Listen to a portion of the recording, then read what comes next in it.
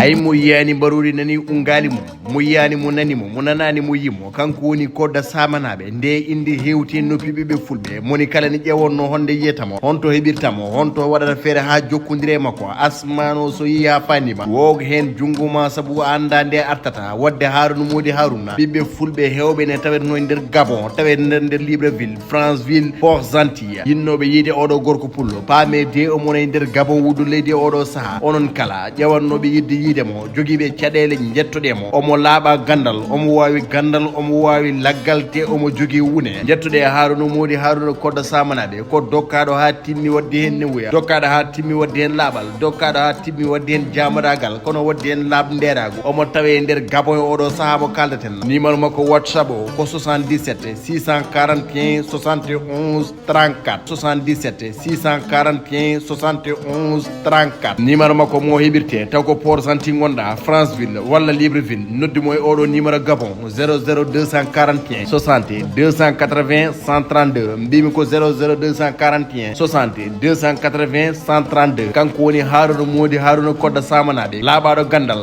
laaɓaɗo laggal memoɗe seeɗe kanje fo ɗe ƴufa o nodda laggal notomo kanko wona même cabboɗa kono ko même jeeya woni ko jogui onon ɓesgu leydi sénégal tawateɓe to gabon jettuɗe haruna modi haruna kodda samanaɓe e nder libreville